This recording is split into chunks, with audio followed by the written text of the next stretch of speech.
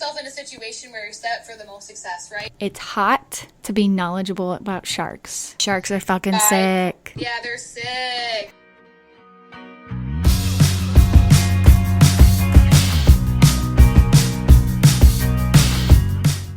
So this episode, we decided it would be a great idea because it's Shark Month, Shark Week, especially with my girl who's out here tagging sharks, doing her thing. What sharks can really teach us with Gabi Sleeman, one of my friends that I have gone to college with, and we did a lot of educational background.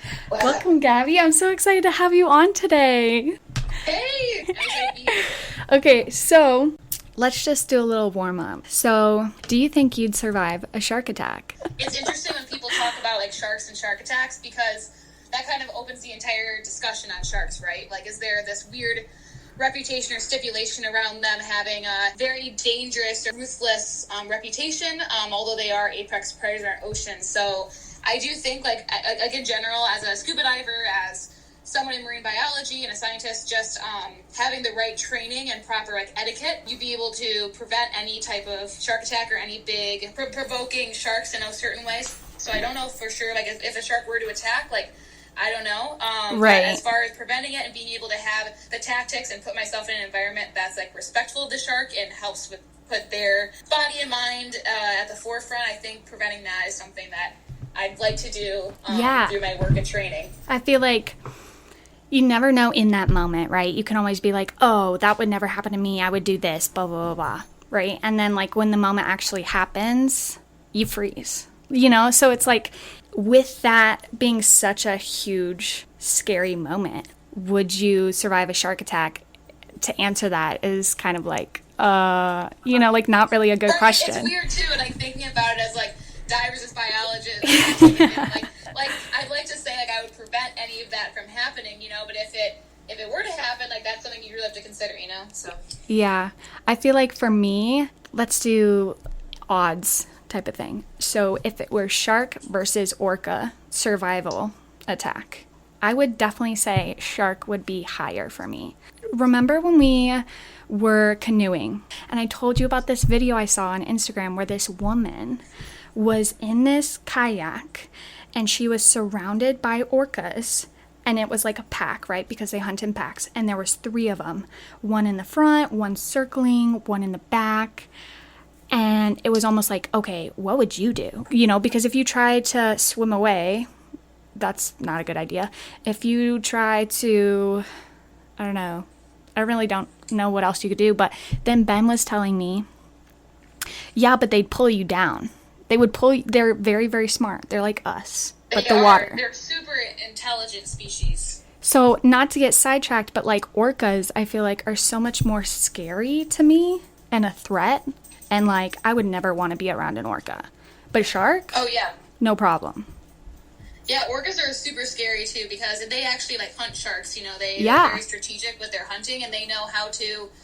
I believe there are some studies out there and some proof that they target specific areas of the shark and they work in a group, like you said, in a pack to like distract, and then some of them kind of go in to take parts of the shark lead. And I don't know, like I wouldn't speak as like an expert in that, but I've read a lot about it and it's very interesting, like the strategies they use to hunt because they're such intelligent species. Yeah, I remember you and I when we were in Cape Town, because we were doing marine research in South Africa, or in Mozambique, which isn't technically South Africa. But then we went to South Africa in Cape Town to, you know, have a girls' week, explore. We're down there already. And I wouldn't stop talking about going cage diving. I was like, I want to go cage diving. I want to see the sharks. Like, and everyone that I told that to beforehand was like, are you insane? Yada, yada, yada, yada. And I'm like, guys, I don't know what it is. It's weird to say this, but it's the thrill. Like, having more background of sharks, I may not be a shark researcher, but we've done a lot of school background, educational knowledge, and experience that, like, it was something I really wanted to do, and I felt really comfortable, and I wasn't... If I was ever worried about my life, I would never do it, right? But we couldn't... because all of the sharks, the great whites, all of them were pushed out by the orcas. And they say that an orca attack of a shark can release the pheromones of the shark, and other sharks can smell that pheromone of danger. I believe it's like minimum of 5 miles away, and they will not go in that area for 5 years. So it's like a 5-5 Yeah, I think they were rule. telling us that when we were there. That was super interesting to hear about, just that. Like, everyone we talked to in Cape Town, we were just saying that we were fascinated about the great whites in general. Yeah. And that we were, like, interested in hearing more about them. And they're like, oh, they're not here because of the orcas. Like, even all the locals are saying, like, the great whites, like, what are you talking about? The orcas have driven them out for quite a while because of the predation, which is really interesting to hear. And I was like, see, another thing against orcas. I can't stand. Okay. Yeah. So let's move into a personality quiz, but make it Shark Week. Obviously. So if you had to pick a shark to match your vibe, I already know one I would pick or think you would pick. But I just want to hear, just in case, because your trip these past 2 summers, things may have changed when you're tagging sharks. So what shark would you say is your aura? Yeah, I think it's changed a lot as I learn more about sharks and experience and are around some more different species. I'm always like changing which one's my favorite, because the new shark is always very interesting and intriguing to hear about. But I think my one shark I would choose is probably the tiger shark. I did see my first one this fall, which was amazing. And they're actually called the goat of the ocean because they're known for eating a lot of different things, and they're found with like carb adders in their stomachs. They've been found with tigers, like crazy things in their stomachs. So they call them the goat of the ocean, not greatest of all time, like a grazing goat. And I love to eat, as you know. So I feel like Foodie I can girls. relate to that. And I love to accessorize in my fashion. So tiger sharks have their beautiful stripes, and that just intrigues me. I definitely see that fitting for you. I was gonna say whale shark, because this girl was like whale shark driven for so long. She had whale shark scuba leggings, I guess you would call them. Still got them. Yeah, still got them. And she rocks them. Let me tell you, this girl. Picture this: a redhead, like goofy, bubbly energy, and just wearing whale shark leggings. Like, it's fantastic. Oh, yeah. And the top, man. We got a full set. So, let's see. What shark would match my vibe? I would have to say the leopard shark. I would definitely say the leopard shark. And I would say that because I really like how underrated they are and not spoken about, which is definitely like my energy. Like, I don't try to, I wouldn't say boast. That's the wrong word. But like, I'm not trying to just be out here, be known. I like to have this conversation in this podcast kind of be more known because of trying to educate the public and trying to get people to be more aware of things in a way that benefits them, but like not me specifically. And leopard sharks are so elusive. Like, do you know what I'm saying?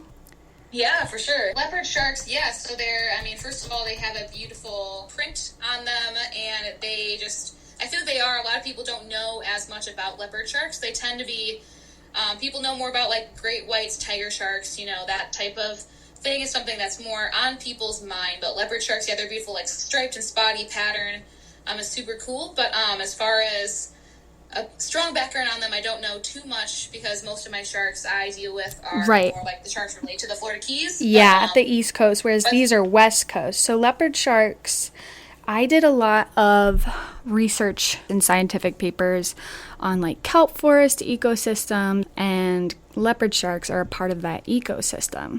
And I just, for some reason, I'm obsessed, right? Because they're very slender, they're very, I would say they're smaller, but that's only because not a lot of sharks are seen very big anymore because they don't get big because they're always caught or killed or something like that. But usually 4 to 7 feet, and they're part of like the hound shark family and the soup fin shark family. These gills that hang out of them, it's like they're called 7 gills. So they kind of look like catfish. They just give good vibes. They just give good vibes. Yes, and the way they swim is very cool too. Like just the motion of them when you see they have known for their really long tails too. Yeah.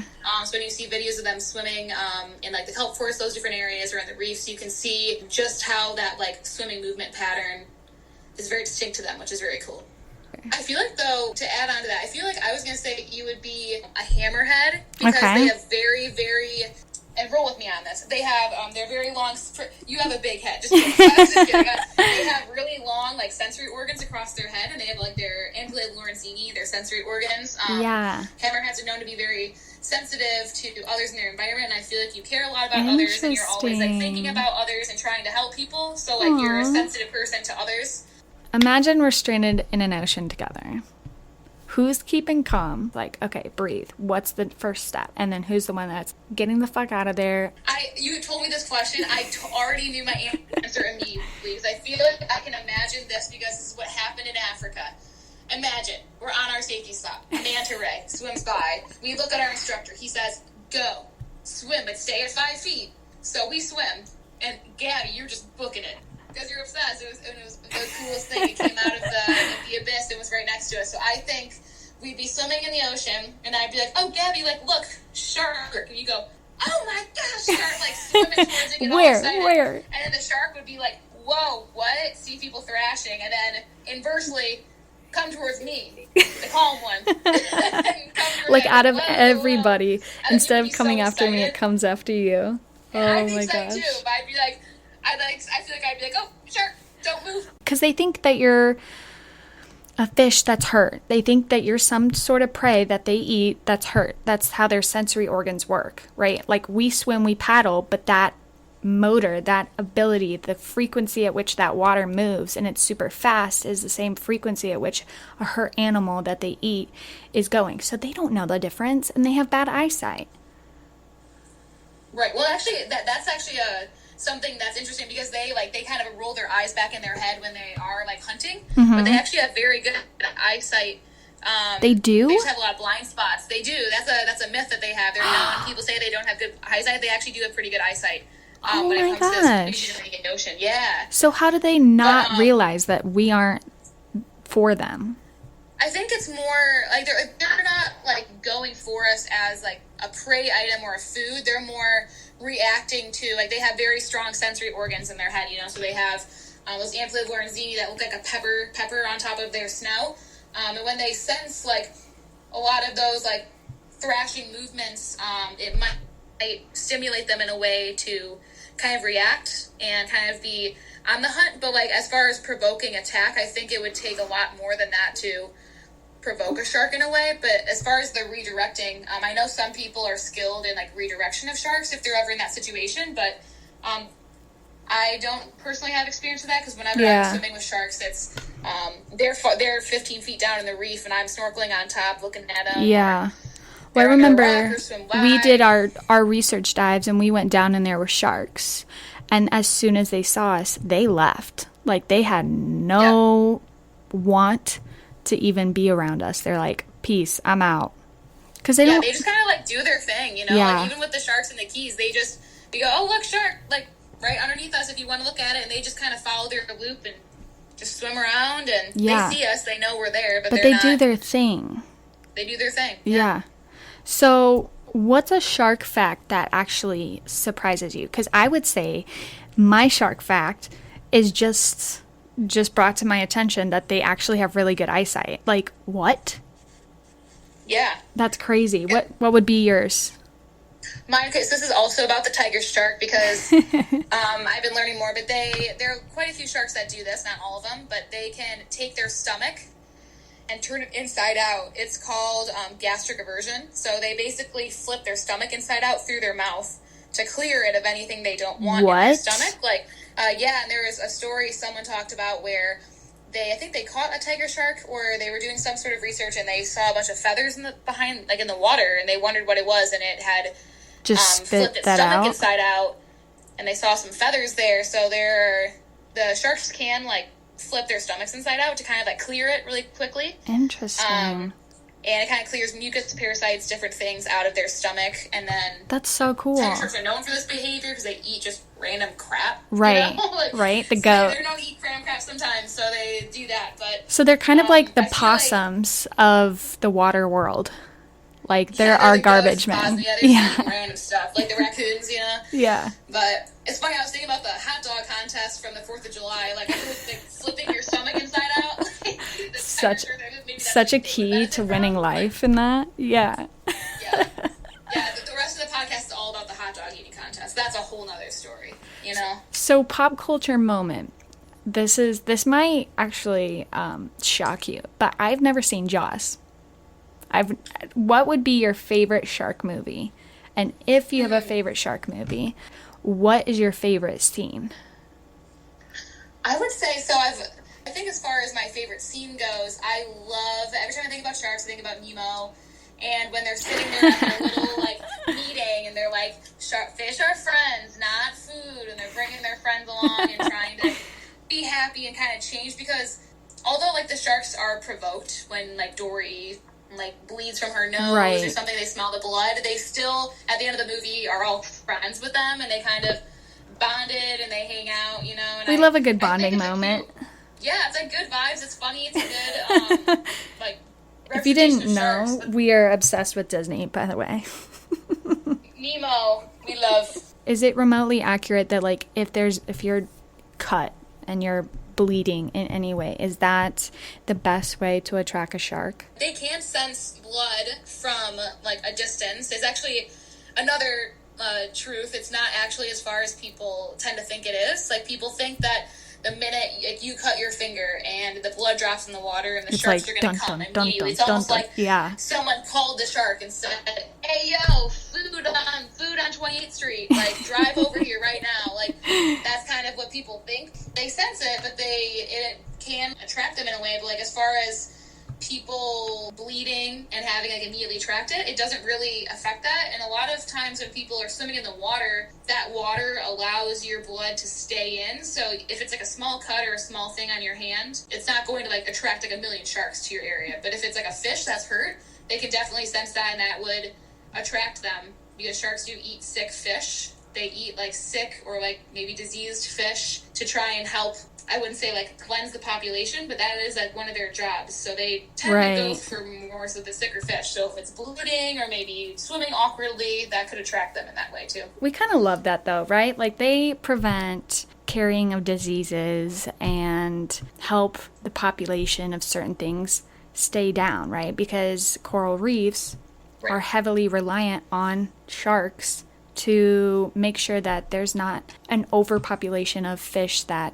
eat the bacteria and everything else, because they eat bacteria off of coral, but they keep going, and then the coral are actually dying. There's a large population, right? They help control the populations of prey and thus control the ecosystem from the top down. So they're some of the apex predators on the top. So the prey species they eat, they help control those populations, of course, and then they'll eat more of the sicker fish as they go by. They eat those fish. They help decay large species. If you ever see a whale carcass that the sharks are eating, they help to get rid of those, help decompose those resources too. And by doing that, they're able to regulate those populations underneath them so that they don't overpopulate, throwing off the ecosystem. But also the sicker fish might be eaten by sharks, and the stronger fish might live on and reproduce. So yeah.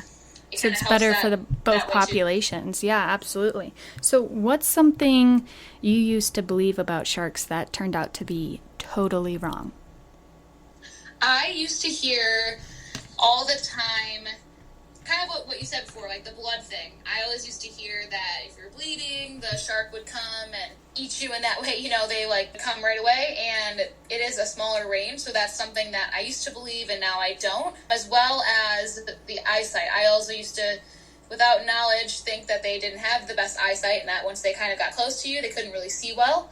That's not necessarily true either, but so I also heard once that someone said their fins grew back. And I know that's not true. They're not but starfish. Someone said that once. They're like, don't their fins just grow back? And I'm like, well, wouldn't that be nice?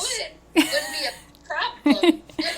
Yeah, if they did, we wouldn't have a difficulty with shark fin soup now, would we? Man. Maybe the leopard shark is like a leopard tail lizard, and it's just they're the same species. Yeah, they derive but from the starfish, and they just grow back.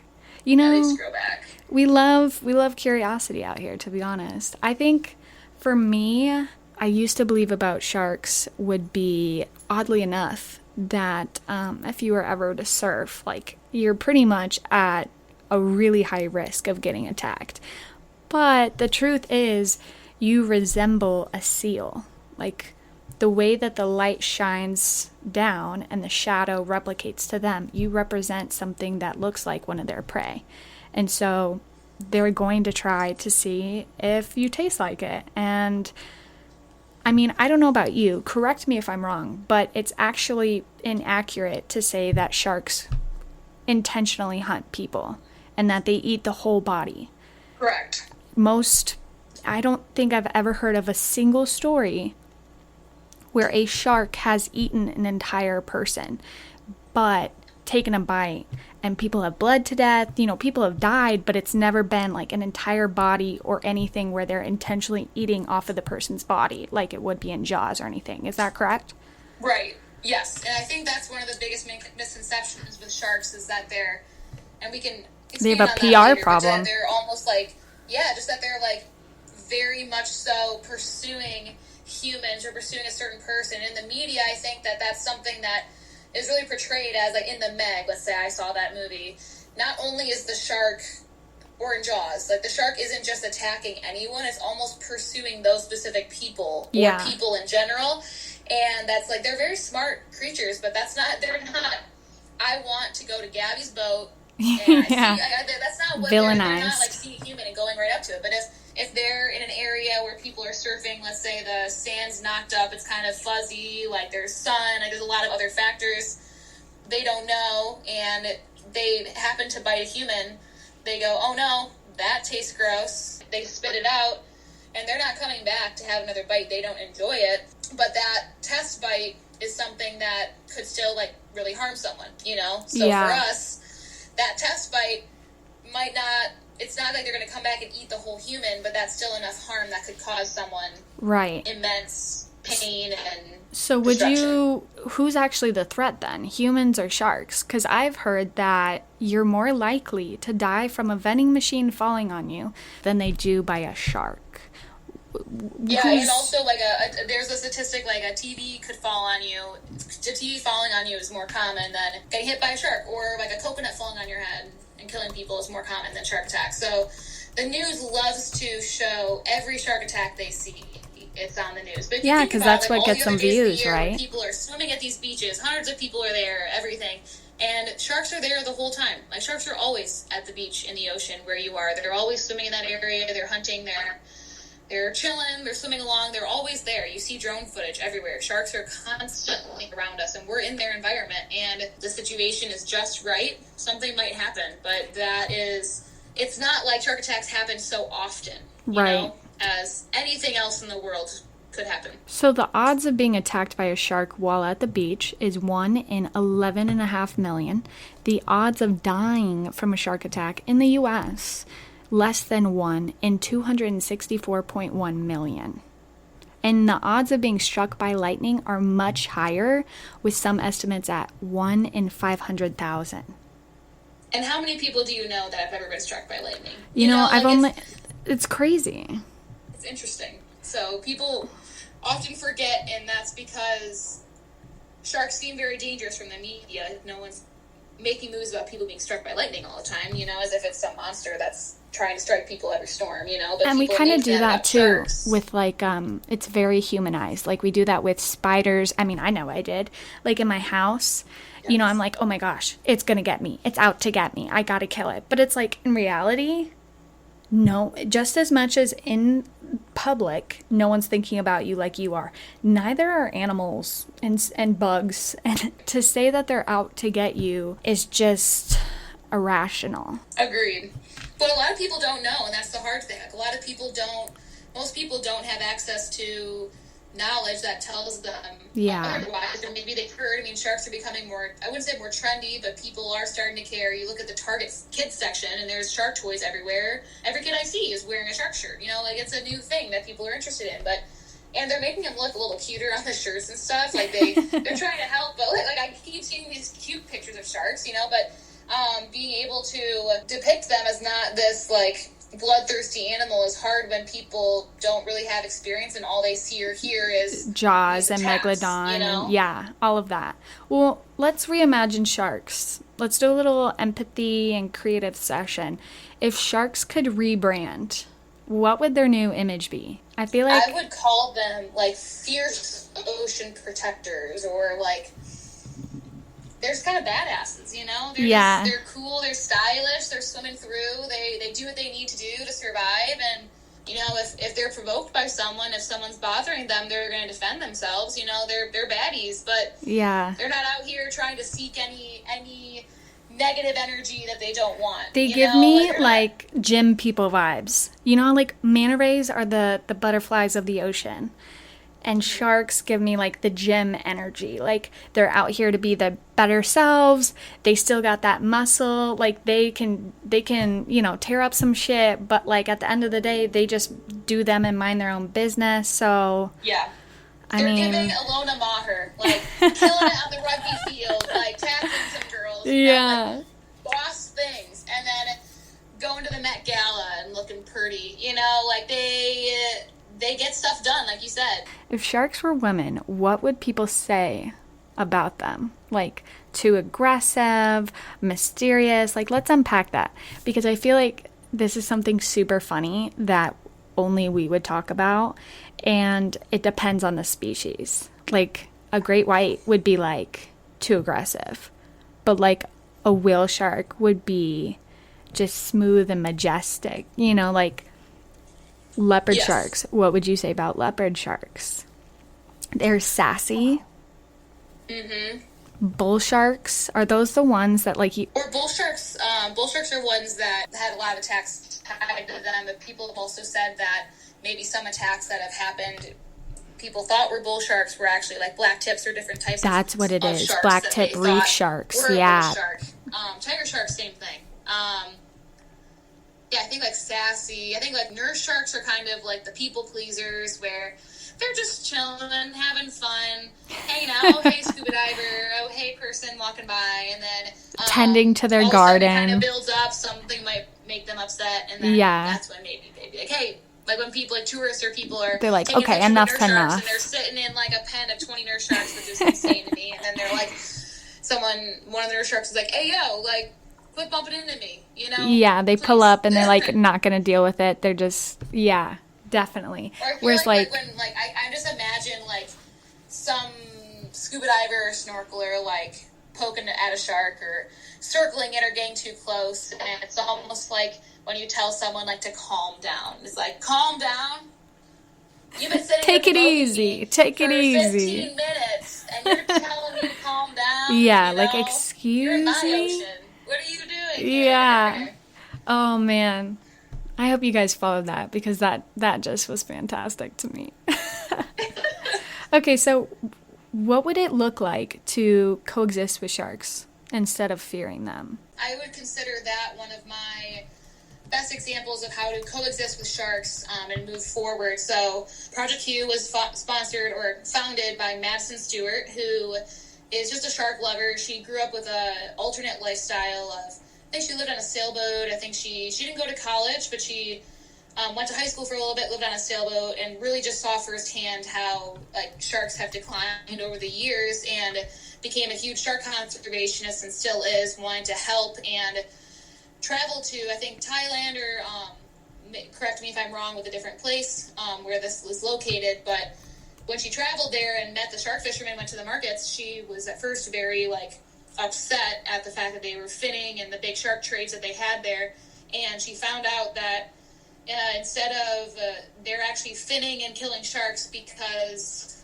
that's all they have to feed their families. That's all they had access to. That countries from not their country, people would come and outsource those sharks from them, and that's all they had to support their families and support their lifestyle. So she came in and founded Project Q to try and change that narrative of, let's not hate the shark fishermen, let's hate the industry that forces them to do this to feed their families. And she has an ecotourism organization that pays shark fishermen to use their shark fishing boats to do good and to go snorkeling, go fishing, go diving, and to experience these sharks in this environment in a way that gives them an alternate income, a better life, and allows them to be like, proud of where they come from, protecting their ecosystems. So that type of thing I think is really important in coexisting with sharks, is trying to make changes that can benefit them. And something that a lot of people say that is true, sharks are worth more alive than dead. So having sharks alive to protect our ecosystems, our fisheries, and ecotourism, snorkeling, scuba diving, like having them alive for them too, it's more valuable to them than dead, but they weren't given those opportunities before. So that's in Thailand too, which is a very awesome organization. That's really cool. Implementing the most optimum methods and things in place to ensure a future that is continuous, right? Like you're not running everything dry and then what? You know, you wait till you get there and then figure out what to do. Like that is so much money and effort and time to get back to where it was. Like it's not a good idea. And yet they don't think it's a big deal. And it is. Like it's like taking that in your day to day. If you think ahead of time and you do simple little tasks like, okay, instead of leaving my Tupperware out when I get home, I'm just going to put it in the sink. Or maybe I'll rinse it really quick and put it in the dishwasher. Later, you don't have to do it and you don't have to like clean this whole mess. And I know it's kind of like, well, how is that the same? It's just like an example to show you how little things that you do now really benefit you in the future. And it's just like doing conservation methods, right? Yeah.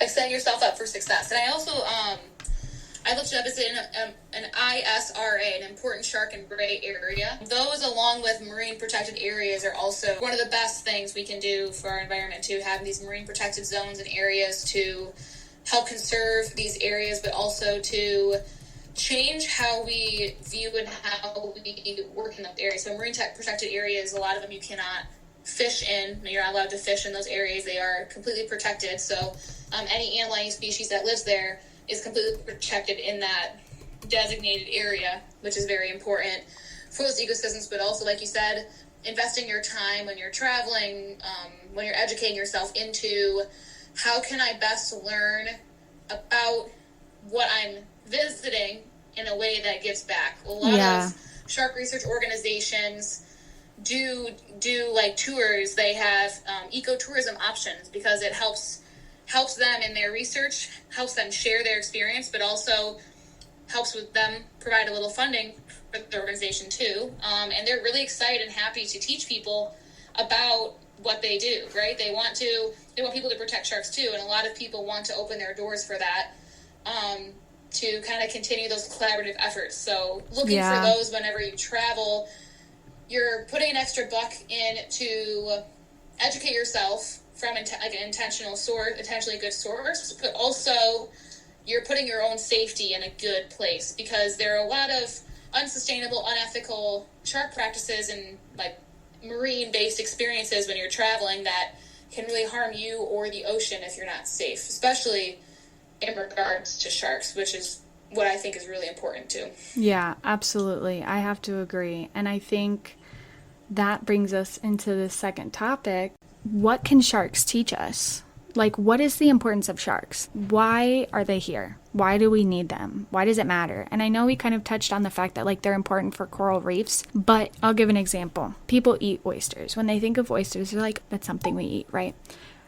Every time, like, if they ask me if I eat oysters, I have brought it up to people. Personally, I would never eat a fish filter. So I'm not going to do that by eating an oyster, because oysters are the literal filters of the ocean. So people don't understand that importance. So it's like, what is the importance of sharks? They are pivotal, and them being endangered, why does that affect us? Why does that matter? Right, and there's a lot of people like to say, let's protect sharks because they're beautiful, they don't deserve all this hate, and like, why is that? That's, I think, where some of the lack of bridge between the knowledge is. Well, why should we care, you know? Yeah. Caring about our commercial fisheries. So let's talk about, people want to talk about the economy and money. That's very important to us. Conservation is important, but like, we live in an economy. People need to make money. People need to support themselves. And in a lot of areas where sharks are seen, Florida Keys, on the coasts, different areas, Thailand, the Philippines, like there are a lot of sharks there, and whale sharks, different species. And being able to support yourself, your fisheries, sharks help promote healthy fisheries. They regulate that food chain. Their predation, their presence helps make a healthier, more sustaining fishery system. And by removing them, like you said, becomes out of whack. A lot of issues happen. And then to try and regulate the whole ecosystem, try to get those stock populations up, takes a long time. It can have a big effect on that local economy. Being able to support people's living by contributing to tourism, that's something that's really important too. But also, sharks are just, as an apex predator, there aren't a ton of them, right? So in order to protect them and protect their population, there needs to be change happening fast. They migrate. They have a lot of different benefits to all areas, not just the area they're specifically in, but the places they migrate to, right? So caring about sharks is not just also about, like, saying they're a cool species. Like, they affect those fisheries. They affect...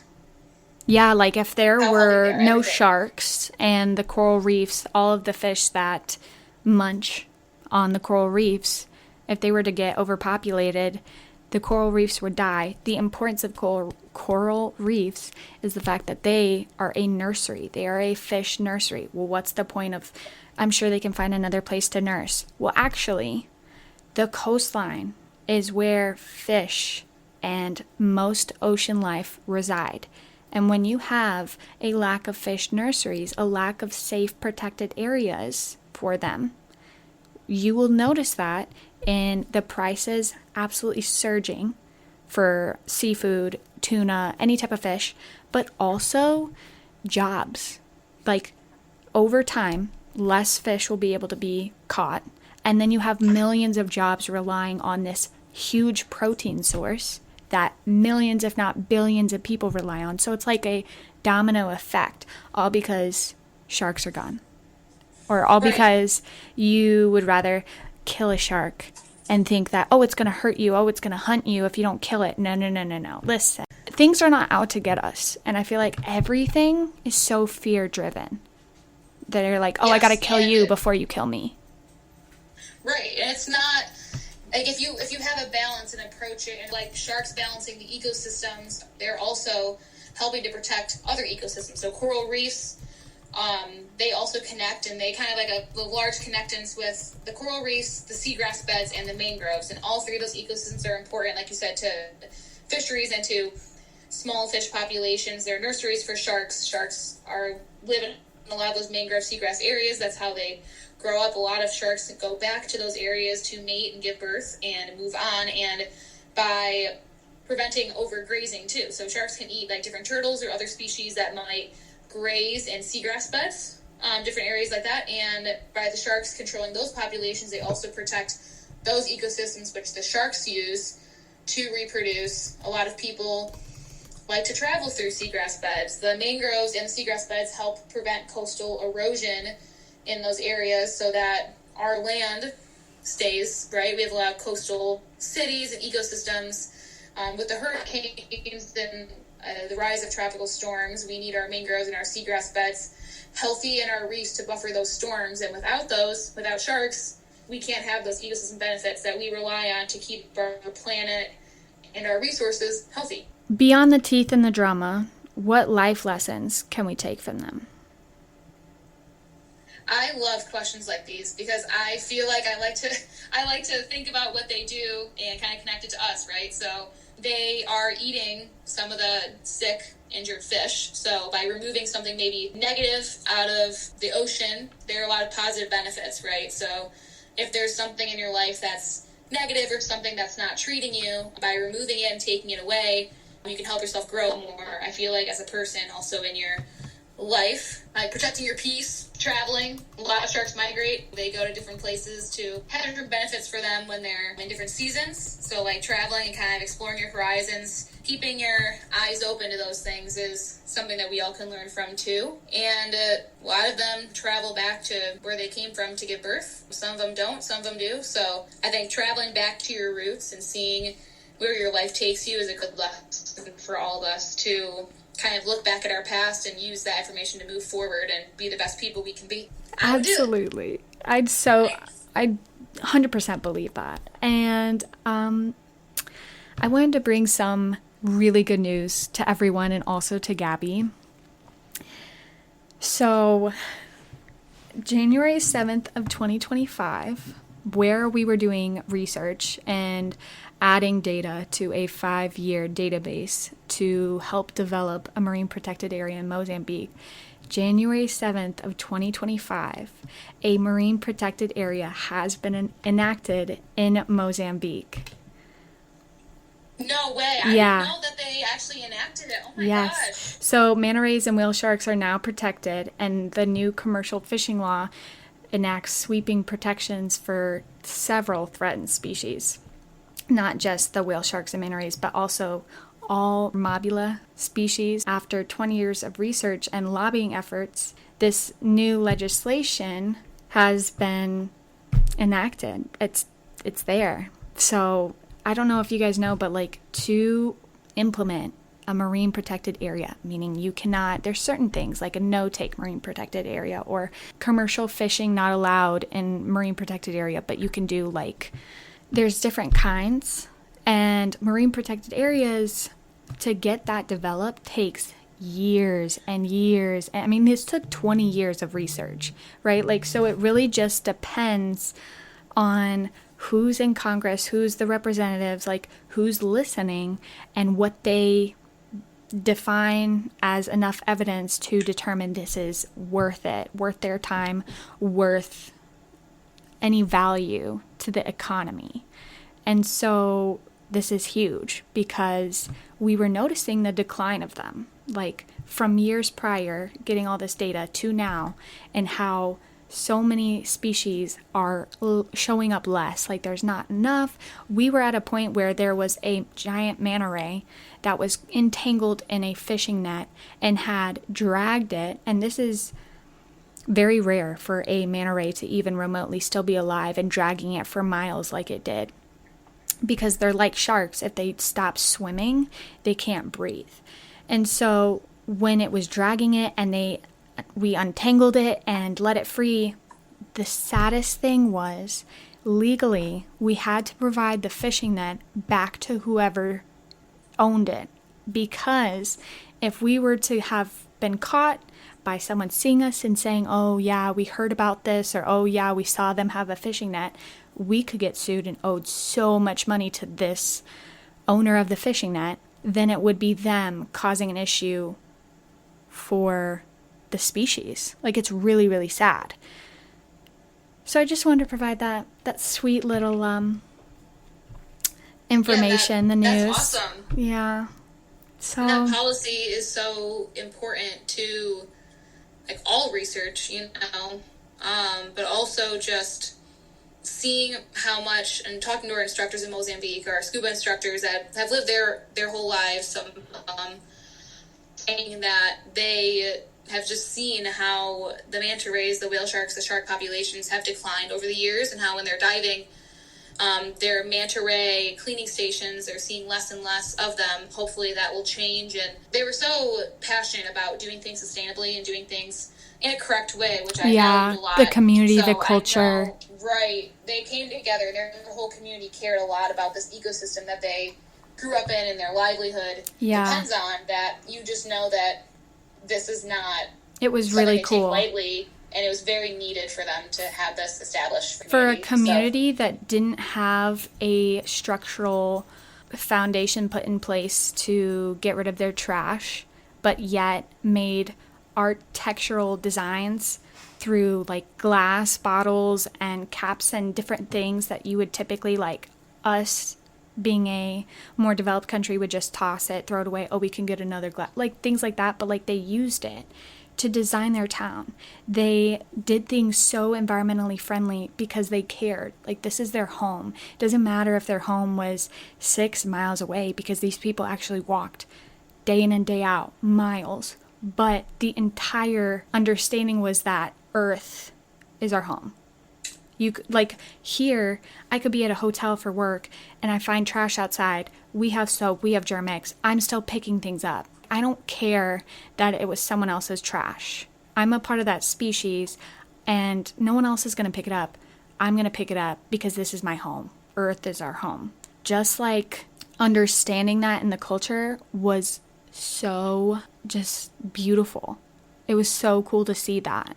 The respect, like when we were diving. For sure. From everyone, really. Yeah. I mean, everyone we talked to and everyone that lived in that area we told them we were there for marine conservation, and they were very excited to talk to us about it. And we went to some restaurants there, and they didn't have any takeout containers, tinfoil, anything. They just said, "Eat it here." Yeah. Like, I have a glass tub. Can I have it back tomorrow? Like, yeah. They cared a lot about their planet, but also they didn't really produce a ton of waste because they didn't really have as much as we did. Yeah. And since that is their livelihood and their home, they care a lot. Like, in the U.S., we're so broad and expanded. A lot of people have never been to the ocean and might never come to the ocean. A lot of people lack those barriers of that access, the barriers of participation that a lot of people do have to even go to a lake or enjoy the water, and let alone explore an ocean in a way that is safe and that sharks can be not as scary. A lot of people just don't have access to that and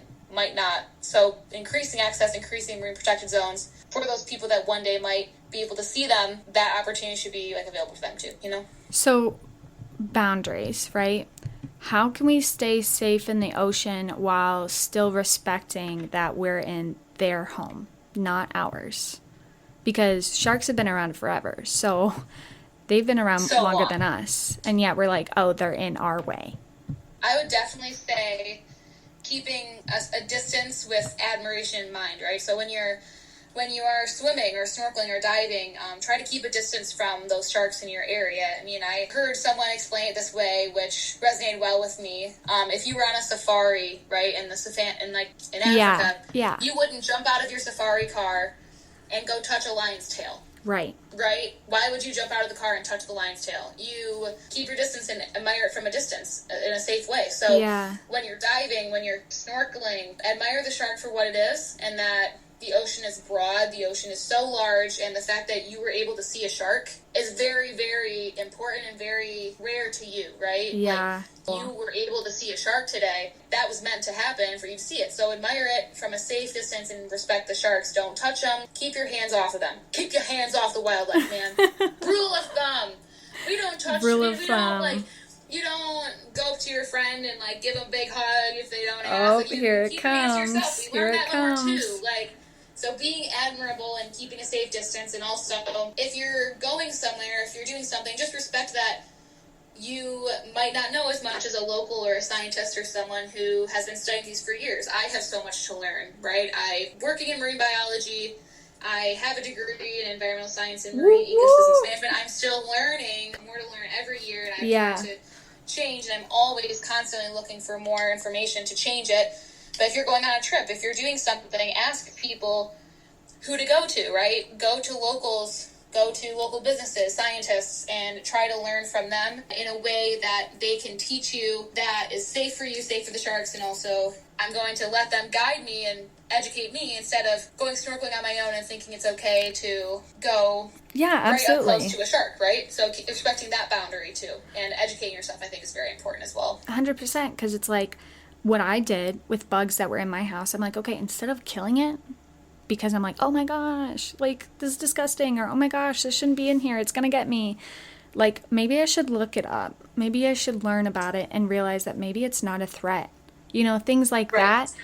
And just being able to know that, okay, if you're on TikTok all day, maybe it would be helpful for you as an individual to take a single minute, because we know you are on TikTok for 4 hours. So taking a minute to look up one shark and like look up facts. Right. Like learn things about them. Or be even interested in them. like reputable organizations. Not Ocean Ramsey. Knowledgeable, reputable organizations and scientists with credentials that are respected in the industry, right? It's hard online to differentiate between good and bad behaviors until you learn more about them and until you see what is right and wrong. And it's hard to do so when you're not in that environment. But being able to follow reputable organizations that are making big changes, that are respectful to sharks and science, helps you learn, helps you network, and also gives you some really cool opportunities to meet new groups of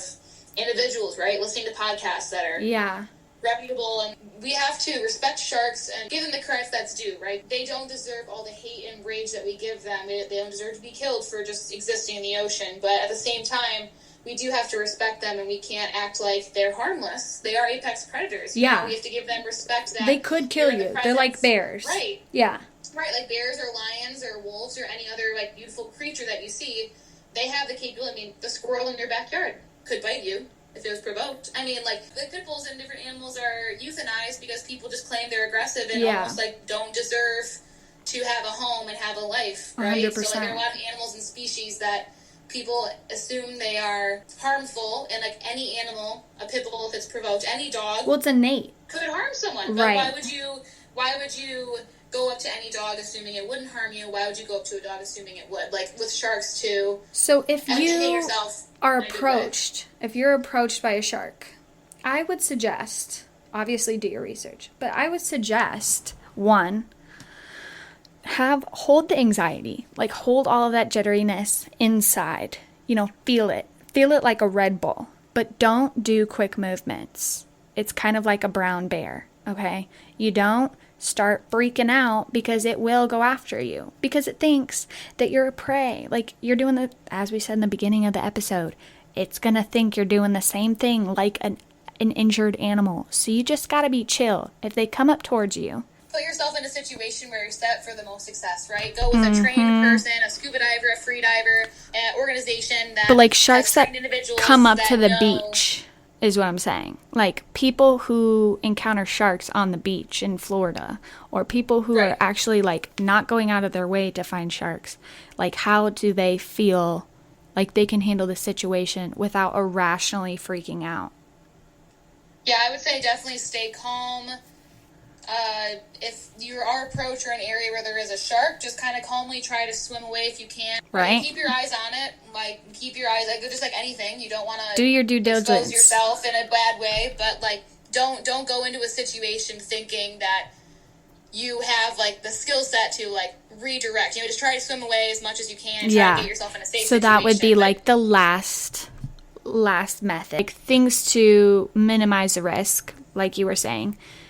For a shark attack would be avoid swimming alone during dawn or dusk or in murky water when they are eating, right? Because this is their feeding time. Darker clothes if you're going to be around sharks, not wearing shiny jewelry, like very attractive shiny jewelry and things like that. Excessive splashing, entering the water if you're bleeding.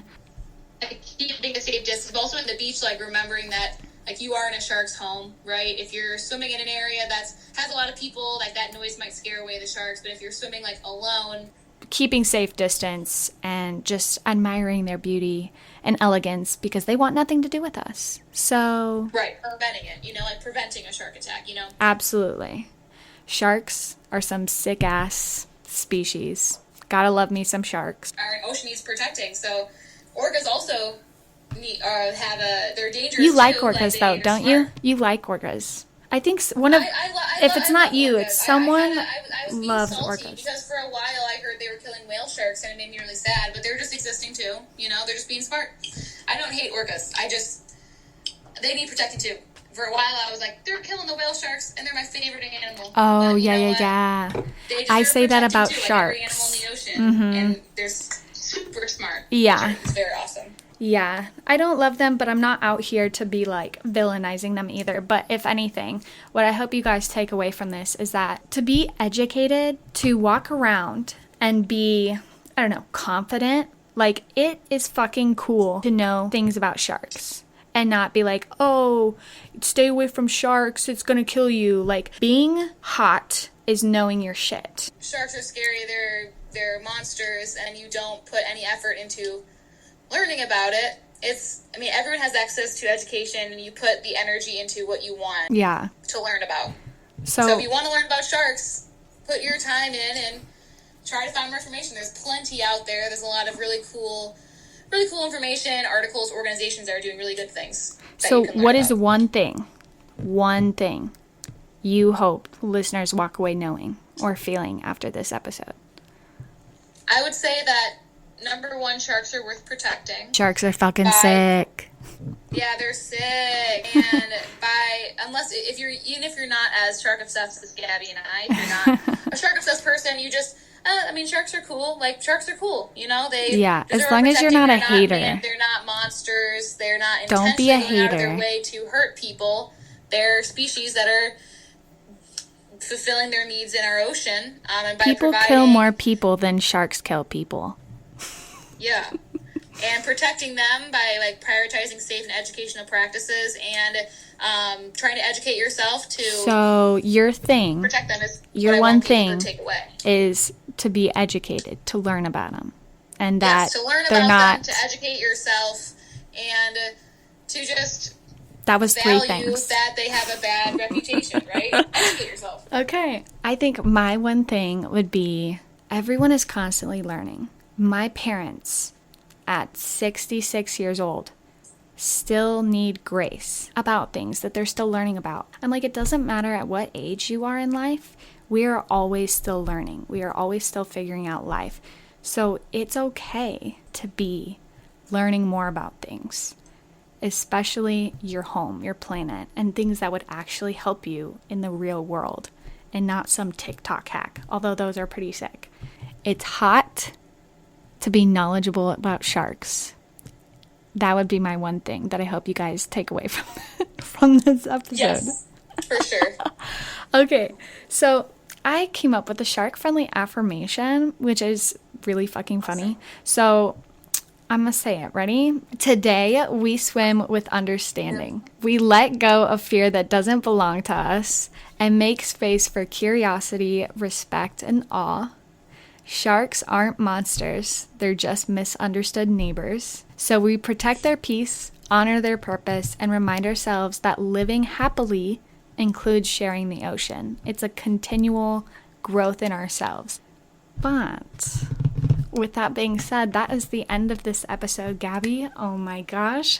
I had such a good time talking to you, and it was so cool to do that riff with you about the sharks, because not a lot of people enjoy sharks or like to talk about sharks. I mean, we are marine biologists, so we're like very much into it, and just to have you on was awesome. I'm so glad.